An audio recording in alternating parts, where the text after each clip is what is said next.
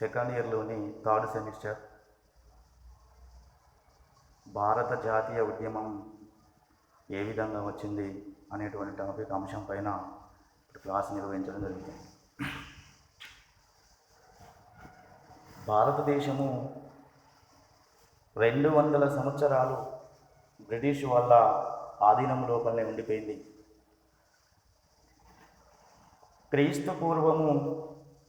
క్రీస్తు శకము 1600 సంవత్సరం నుంచి వెళ్ళి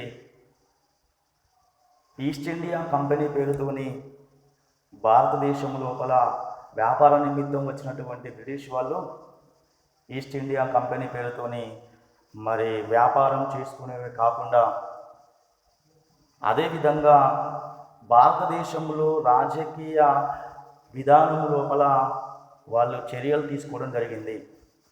దాని కాలంగానే భారతదేశం లోపల బ్రిటిష్ వారు రాజకీయ గుత్తాధిపత్యాన్ని 1856 సంవత్సరం లోపల పూర్తి స్థాయి సార్వభౌమ అధికారాన్ని పొందడం జరిగింది.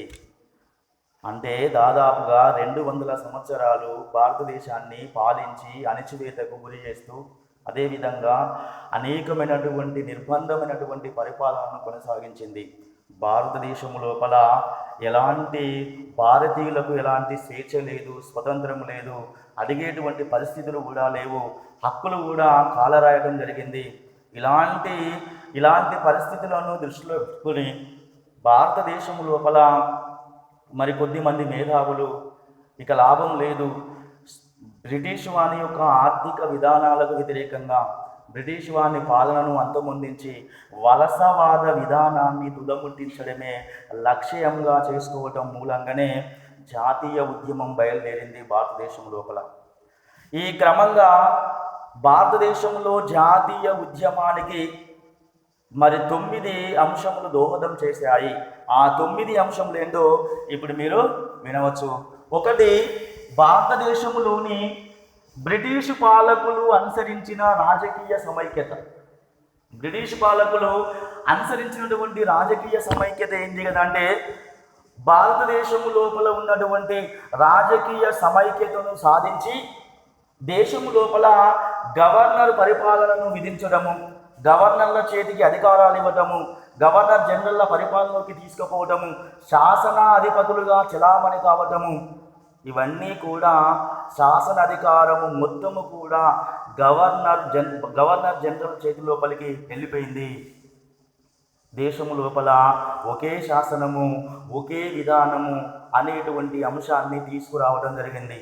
ఈ విధంగా భారతదేశం లోపల ఉన్నటువంటి మేధావులు ఈ విధానము మూలంగా చైతన్యవంతం కావలసినటువంటి అవసరము ఉన్నది అని చెప్పని ఆ రకంగా బ్రిటిష్ వారికి వ్యతిరేకంగా తిరుగుబాటు చేయడానికి ఆస్కారం ఏర్పరిచింది. ఇక రెండవ అంశం ఏంటి కదా అంటే రవాణా సౌకర్యాల అభివృద్ధి. బ్రిటిష్ వాళ్ళు రవాణా సౌకర్యాల అభివృద్ధిని ఎందుకు చేశారు అంటే సైనిక బలగాలను దింపడానికి, సైనిక బలగాలను ఇతర ప్రాంతాలకు పంపడానికి, అదేవిధంగా సరుకుల్ని సులభతరంగా రవాణా చేసుకోవడానికి వాళ్ళు రవాణా సౌకర్యాన్ని మెరుగుపరిచారు. ఇదే బ్రిటిష్ వాళ్ళు ఎక్కడైతే వస్తువుల్ని వ్యాపార రూపంలో కొంటారో ఆ వ్యాపార రూపంలో కొన్నటువంటి వస్తువులను వాళ్ళ దేశానికి తరలించుకొని పోవడానికి రవాణా సౌకర్యము అవసరం వచ్చింది. అంటే రోడ్డు మార్గాలు కానివ్వండి, రైలు మార్గాలు కానివ్వండి, నౌకా మార్గాలు కానివ్వండి, ఇలాంటి మార్గాల ద్వారా సులభతరంగా దోపిడీ చేయడానికి అనుకూలమైనటువంటి వాతావరణాన్ని కల్పించుకోవడానికి రోడ్డు రవాణా సౌకర్యాలను ఏర్పాటు చేయడం జరిగింది. ఇది మనకొకందుకు భారతీయులకు ఇది ఒక రకమైనటువంటి సహకారం చేసింది.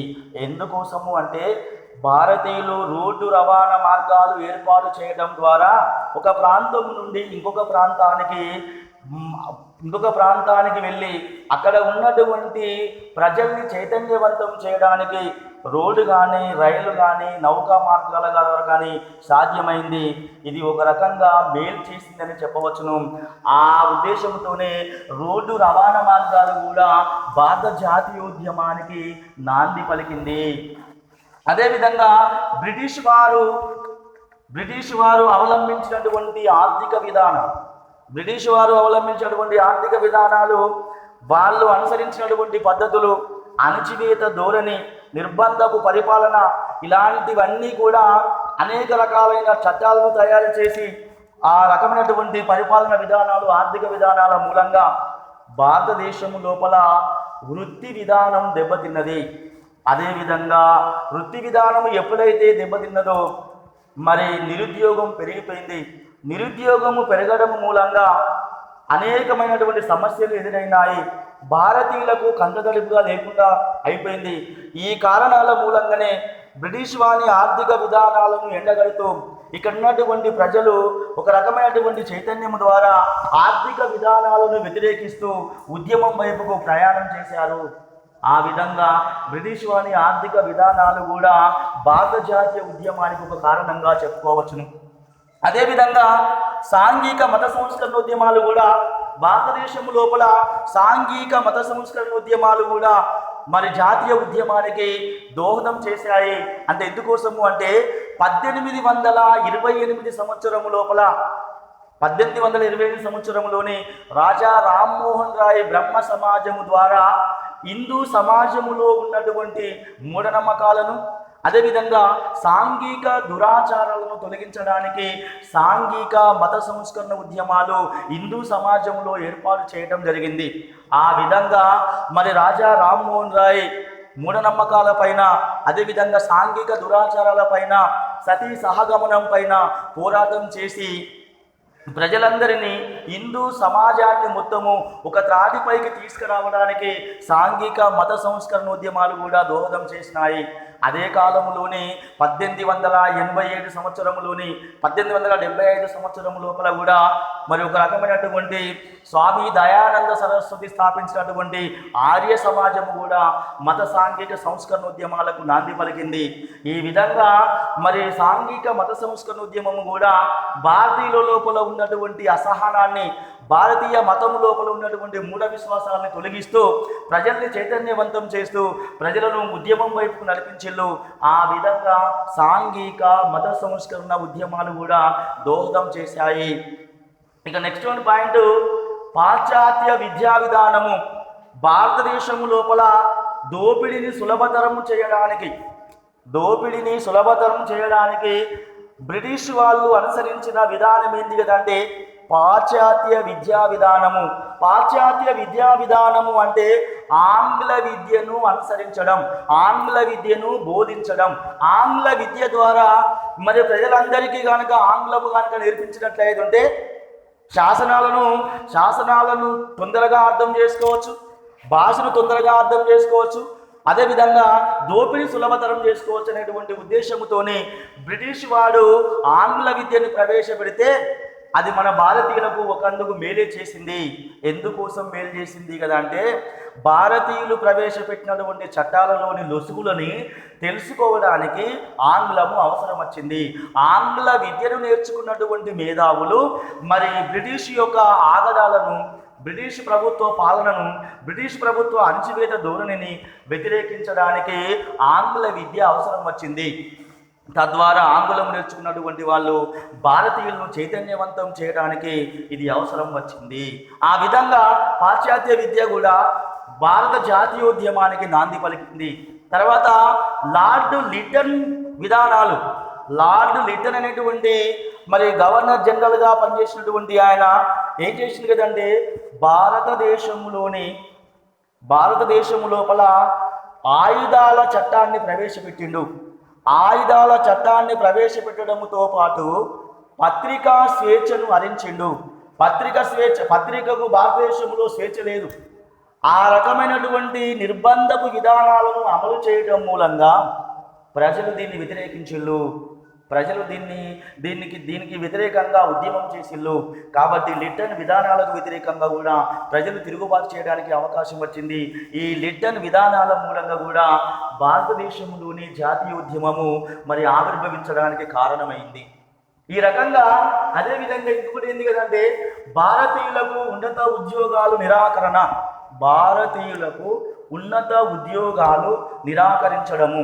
ఎందుకోసం అంటే ఆఫీసర్ స్థాయి ఉద్యోగాలేమో బ్రిటిష్ వాళ్లకు, కింది స్థాయి ఉద్యోగాలు అటెండర్ కానీ, అదేవిధంగా ఫ్యూన్ కానీ, తర్వాత క్లర్క్ కానీ ఇలాంటి ఉద్యోగాలేమో భారతీయులకు.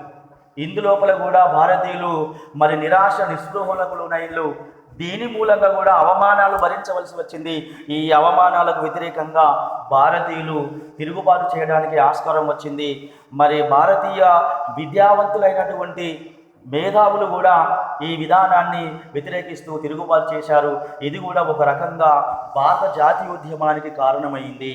అదేవిధంగా వార్తాపత్రికలు కూడా, భారతదేశంలో ఉన్నటువంటి వార్తాపత్రికలు కూడా మరి స్వాతంత్రోద్యమానికి నాంది పలికినాయి, స్వతంత్ర ఉద్యమాన్ని ఉర్రూతలూగించినాయి. స్వాతంత్రం కోసము అనేకమైనటువంటి ఆర్టికల్స్ రాయవలసి వచ్చింది. దోపిడీ విధానాన్ని ఎండగట్టాయి.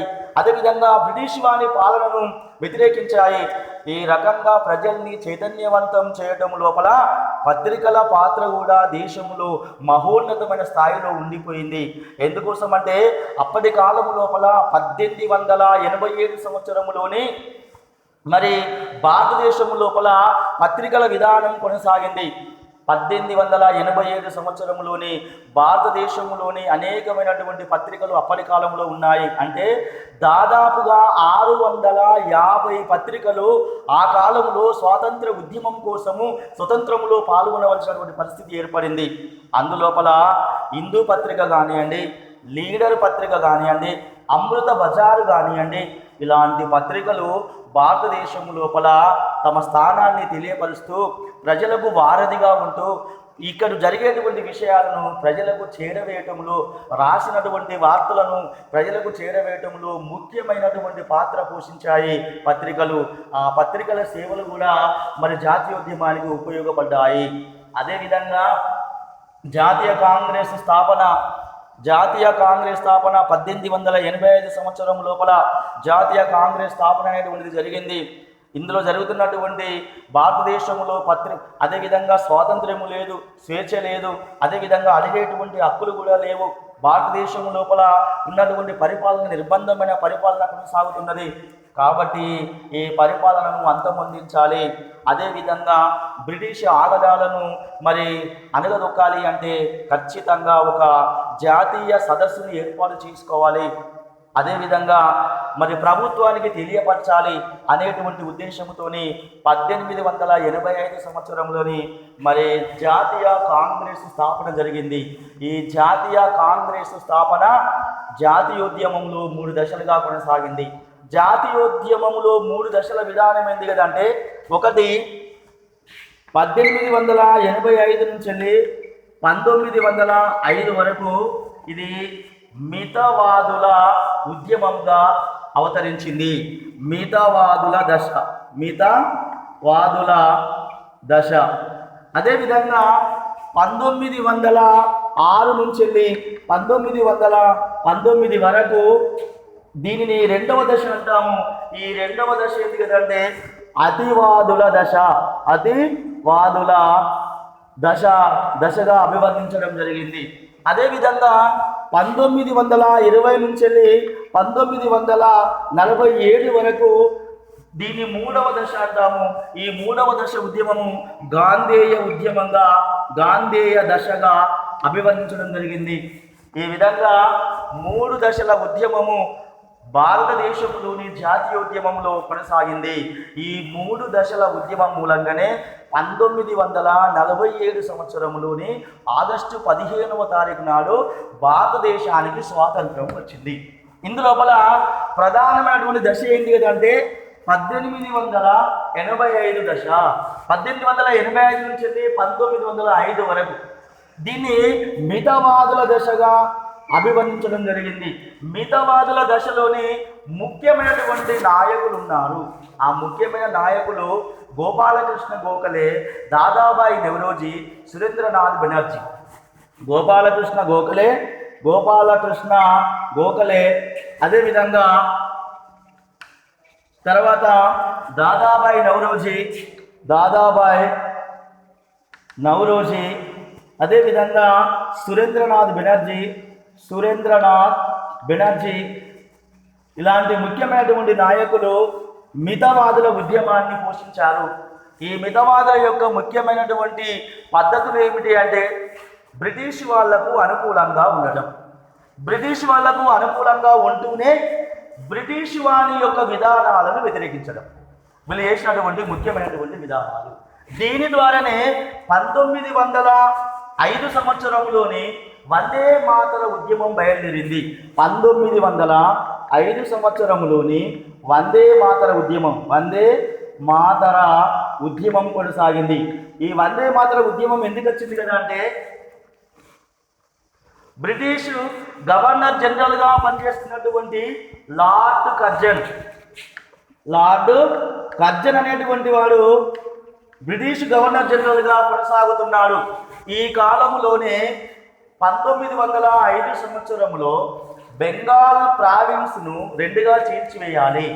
ఒరిస్సా ప్రాంతము, బెంగాల్ రెండుగా చీల్చివేయడం మూలంగా అటు హిందువులు ఇటు ముస్లింలు వేరు చేయడం మూలంగా మరి పరిపాలన సులభతరం అవుతుంది అని 1903 సంవత్సరంలోని బెంగాల్ విభజనకు అంకురార్పణ జరిగింది. బెంగాల్ విభజన 1903 లోపల అంకురార్పణ జరగడంతో 1905 సంవత్సరంలో దీన్ని మరి కొనసాగించడం జరిగింది. ఈ విధంగా 1905 సంవత్సరంలో బెంగాల్ని విభజిస్తూ ఒక నివేదికను పంపించారు. బెంగాల్ను విభజించిండు. ఈ బెంగాల్ను విభజించడానికి వ్యతిరేకిస్తూ బెంగాల్ విభజనకు వ్యతిరేకంగా 1905 సంవత్సరంలోని మరి బెంగాల్లో ఒక ఉద్యమం జరిగింది. ప్రజలందరూ అర్ధనగ్న ప్రదర్శన ద్వారా ఔరా బ్రిడ్జి మీదకి వెళ్ళి ప్రదర్శన నిర్వహించిళ్ళు. వందే మాతరము అనేటువంటి నినాదం ఇవ్వడం జరిగింది. తద్వారా భారతదేశంలో 1905లో వందే మాతర ఉద్యమానికి ఒక ప్రధానమైనటువంటి స్థానం ఇచ్చిపోయింది. అదేవిధంగా ఈ దశను ఏదో విధంగా అణిచివేయడం జరిగింది బ్రిటిష్ వాళ్ళు మితవాదుల దశ ఉద్యమాన్ని అణిచివేస్తూ ఇక్కడ ఉన్నటువంటి నాయకుల్ని జైలు పాలు చేశారు. ఆ కాలంలో తర్వాత ఇంకొకటి వచ్చింది అంటే ఇంకొక ఉద్యమం స్టార్ట్ అయింది 1906 నుంచి 1919 వరకు. ఇది అతివాదుల దశ అన్నాం. ఈ అతివాదుల లోపల ముఖ్యమైనటువంటి నాయకులు ఎవరంటే లాల్ బాల్ పాల్ అంటే లాలా లజపతి రాయ్, బాల గంగాధర్ తిలక్, బిపిన్ చంద్రపాల్. వీళ్ళు ముగ్గురు కలిసి అరవింద్ ఘోష్, వీళ్ళు నలుగురు కలిసి అతివాదుల ఉద్యమాన్ని కొనసాగించిండు. వీళ్ళ ముఖ్యమైనటువంటి విధానాలు ఏంటి కదంటే బ్రిటిష్ వాళ్ళ విధానాలను వ్యతిరేకించాలి లేదా బహిష్కరించాలి. వేటిని బహిష్కరించాలి? వాళ్ళు చేసేటువంటి చట్టాలను బహిష్కరించాలి. అదేవిధంగా వారి విధానాన్ని వ్యతిరేకించాలి. వారి స్కూళ్ళ లోపల పిల్లల్ని పంపించవద్దు. వారి వస్త్రాలను మొత్తము బహిష్కరణ చేయాలి. ఇలా అదేవిధంగా వారి కార్యక్రమాలని మొత్తం స్తంభింపజేయాలి. వీళ్ళు తీసుకున్నటువంటి నిర్ణయాలు అతివాదుల నిర్ణయాలుగా విభజించడం జరిగింది. ఈ విషయాలు బ్రిటిష్ వారికి కంటతడుపుగా లేకుండా చేసినాయి. తద్వారా ఈ దశను అణచివేయడానికి అనేకమైనటువంటి ప్రయోగాలు బ్రిటిష్ ప్రభుత్వం చేసింది. ఇందులోపలనే 1909 సంవత్సరం లోపల మింటో మార్లే సంస్కరణను ప్రవేశపెట్టింది. మింటో మార్లే సంస్కరణను ప్రవేశపెట్టింది. మింటో మార్లే సంస్కరణలు ప్రవేశపెట్టడం మూలంగా ఏం జరిగింది కదా అంటే భారతీయుల ఆత్మగౌరవాన్ని దెబ్బతీసే విధంగా ఈ చట్టం ఉంది. కాబట్టి 1909 లోపల ఈ చట్టానికి వ్యతిరేకంగా ప్రజలు తిరుగుబాటు చేయడానికి ఆస్కారం ఏర్పరిచింది. ఈ చట్టాన్ని వ్యతిరేకిస్తూ ఉద్యమం చేయవలసి వచ్చింది. అదేవిధంగా 1919 లోపల 1919లోనే మాంటెంగ్ చెమ్స్ఫర్డ్ సంస్కరణలు కూడా తీసుకొచ్చింది బ్రిటిష్ ప్రభుత్వం. దీన్ని కూడా వ్యతిరేకించింది. దీన్ని కూడా భారతీయులు వ్యతిరేకించారు. ఈ రెండు ఉద్యమాల మూలంగా దేశము లోపల మితవాదుల దశను కొనసాగించేటువంటి క్రమంలో ఈ రెండు ఘట్టాలు దేశ చరిత్రలో నిలిచిపోయినాయి. ఒకటి ఏంటి కదంటే 1919 సంవత్సరంలోనే జలియన్ వాలాబాగ్ ఘటన కొనసాగింది. ఈ జలియన్ వాలాబాగ్ ఘటన దేశ చరిత్రలోనే ఒక చీకటి దినంగా అభివర్ణించడం జరిగింది. ఆ విధంగా ఎందుకోసము అంటే 1919లోనే అంతకు ముందు కాలంలోనే దేశము లోపల బ్రిటిష్ వాళ్ళు ఒక చట్టం తీసుకొచ్చారు. ఆ చట్టం పేరు ఏంటి కదంటే రౌలట్ చట్టం. ఆ రౌలట్ చట్టం యొక్క ముఖ్య ఉద్దేశం ఏంటి కదంటే దేశములో భారతీయుల్ని ఎక్కడైనా ఎప్పుడైనా కారణము లేకుండా అరెస్ట్ చేయవచ్చు. ఇది రౌలట్ చట్టం యొక్క ముఖ్యమైన ఉద్దేశం. దీన్ని అనుసరించి భారతదేశంలోని సైఫుద్దీన్ కిచులు అనేటువంటి నాయకుడిని అరెస్ట్ చేసింది.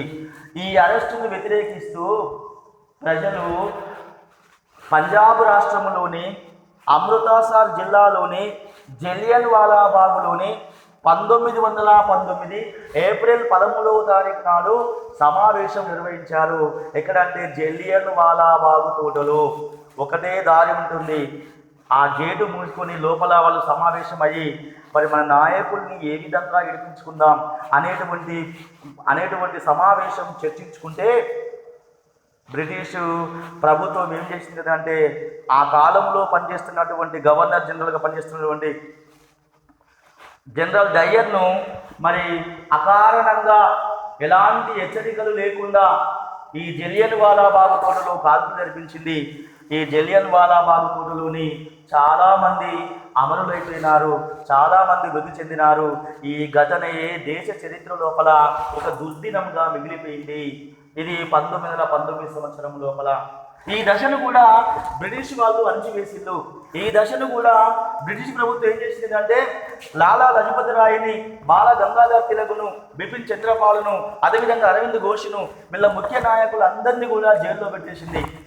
ఇక స్వాతంత్ర ఉద్యమాన్ని అణచివేసేటువంటి రెండు దశలు కొలాప్స్ చేసింది. ఉద్యమానికి విరామం దొరికేటువంటి సమయం కూడా ఏర్పడింది. అయినప్పటికీ కూడా ప్రజలు చైతన్యవంతమయ్యారు. ప్రజలు తిరుగుబాటు చేయడానికి సిద్ధంగా ఉన్నారు. బ్రిటిష్ యొక్క విధానాలను వ్యతిరేకించడానికి ప్రతి ఒక్కరు కూడా సంసిద్ధులయ్యారు. కానీ నడిపించేటువంటి నాయకుడు లేక ఉద్యమం ఆగిపోయేటువంటి పరిస్థితికి వచ్చింది. ఈ క్రమం లోపల జైల్లో ఉన్నటువంటి గోపాలకృష్ణ గోఖలే ఒక లేఖ రాసిండు. ఎక్కడికి రాసిండు అంటే దక్షిణాఫ్రికాలో ఉంటున్నటువంటి గాంధీజీకి ఒక లేఖ రాసిండు. ఆ లేఖను అందుకున్నటువంటి గాంధీజీ 1919 సంవత్సరం లోపల భారతదేశానికి తిరిగి వచ్చిండు. తిరిగి వచ్చి 1920 సంవత్సరంలో చంపారణ్ ఉద్యమంలో పాల్గొన్నాడు. ఇది రైతుల ఉద్యమము. చంపారణ్ అనేటువంటి గ్రామం లోపల రైతులు ఉద్యమం చేస్తున్నారు. ఆ రైతుల ఉద్యమానికి గాంధీజీ మద్దతు పలికిండు. మేమున్నాం అనేటువంటి. ఎందుకోసము అంటే గాంధీజీ ఎందుకు మద్దతు పలికాడు అంటే ఇక్కడ రైతులు ఎందుకు ఉద్యమం చేస్తున్నారు కదా అంటే వాళ్ళ భూమిలో వాళ్ళు నచ్చిన పంటను పండించుకోవడానికి వీల్లేదు. ఎందుకు వీల్లేదు? బ్రిటిష్ వాడు చెప్పినటువంటి పంటను మాత్రమే పండించాలి.